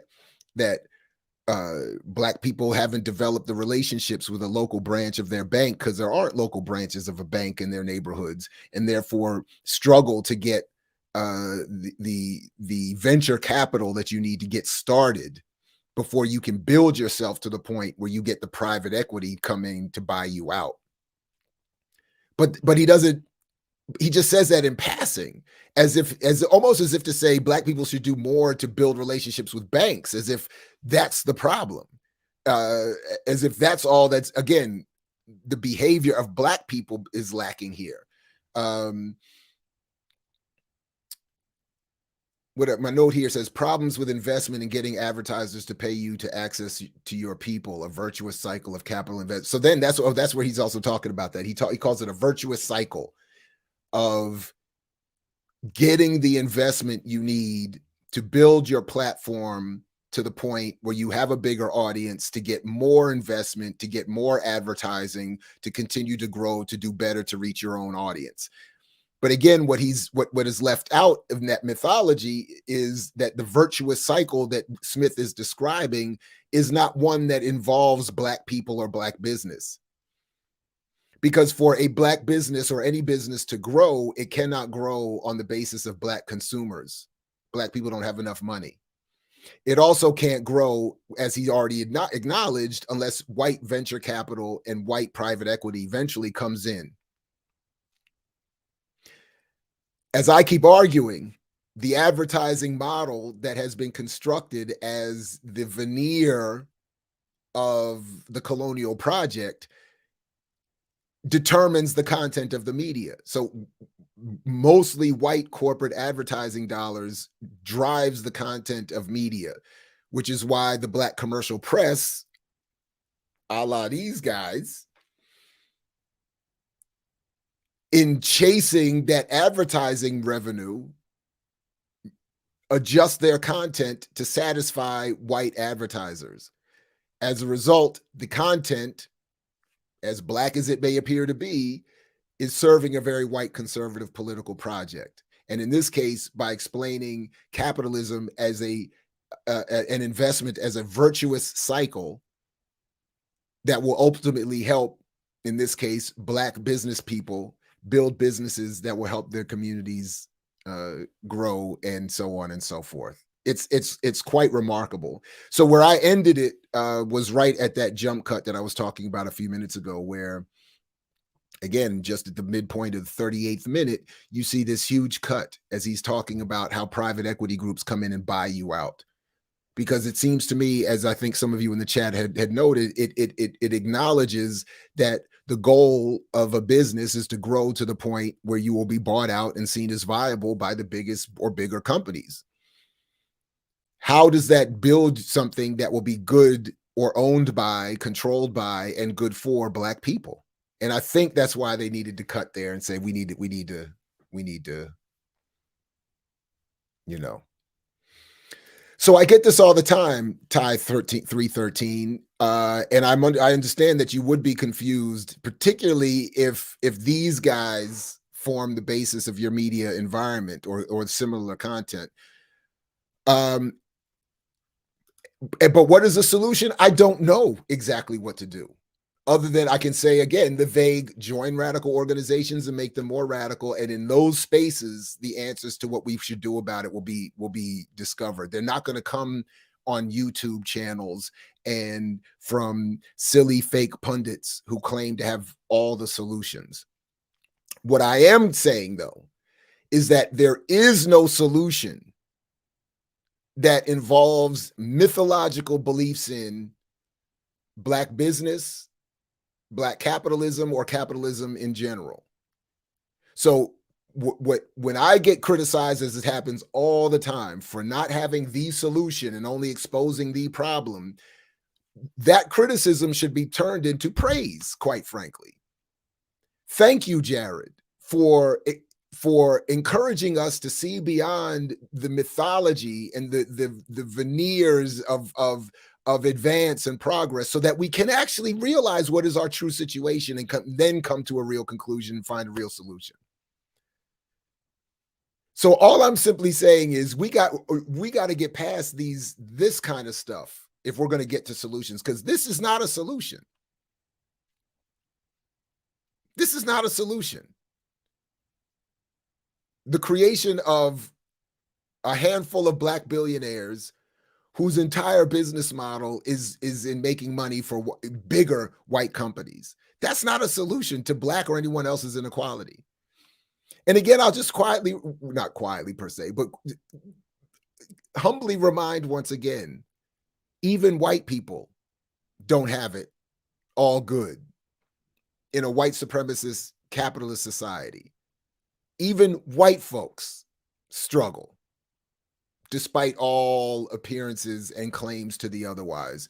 So the idea that Black people should duplicate what white people have done to solve our problems is just double and tripling down on nonsense. So I don't know exactly what to do. And it's not even that I'm not giving away the answers, like I have them, Coco. But I appreciate the sentiment in your comment, but I just don't know what to do. But I do know that I would know what to do were I in rooms offline, off the record, with like-minded folks in radical organization with one another.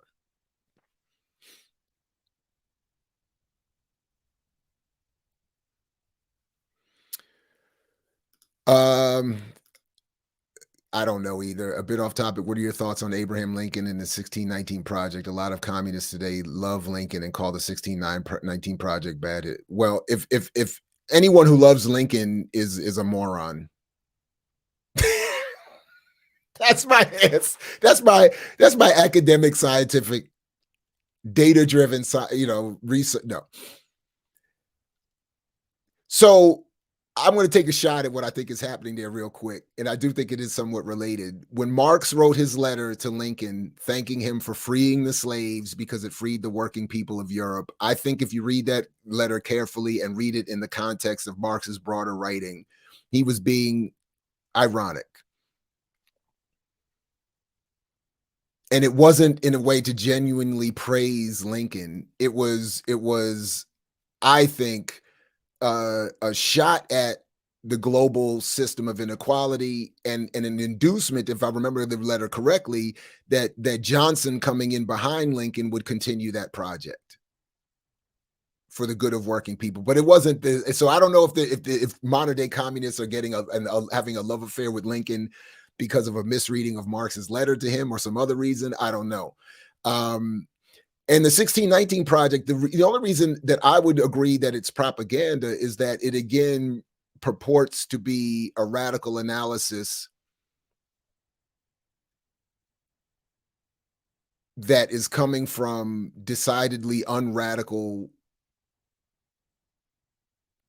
folks with unradical solutions to the problem. So if anything, that would be my issue. I did read a couple of world socialist web critiques of the 1619 Project a year or two ago, and I know that they were making the point that by making everything about race, you deny class, and I think that was probably part of it. But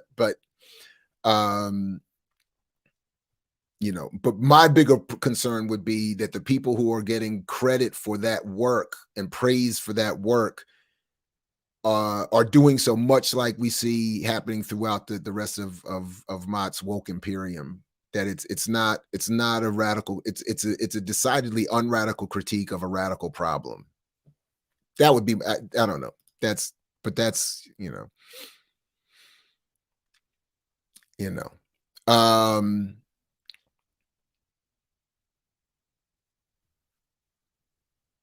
anyway. So, but anyway, my point for today though is just that though. I don't know if I'm going to finish this Robert Smith interview. I suffered through about 40 minutes of it, and but especially just coming after the discussion about Mumia, it's like a stark reminder of the media environment against which we're struggling. That's producing a lot of bad analyses and a lot of bad politics, while making a handful of Black people a little bit of money relative to all that is being done. No one here is praising Lincoln. So anyway, In fact, yeah, we never did get the copyright prevented us from doing our Dr. Burroughs and I doing our debate about Lerone Bennett and Eric Foner. But anyway, all right, good people. Thanks again for those who have seen this here live. I really appreciate you coming through as always. To those who see this later, same to you. Thanks for checking it out. Do all the things, ring the bell, click all the buttons, put this in your socials, share the work. Let's get this word out. If not about the issues around Black capitalism, let's definitely get the word out about Mumia and do as we were told earlier by our panel, everything. And let's get him out. Peace, like Fred Hampton used to say, if you're willing to fight for it. Catch you next time here at I Mix What I Like and all throughout the week here on the Black Power Media platform. Peace, everybody. I mix what I like, what I like, what I like, what I like, what I like.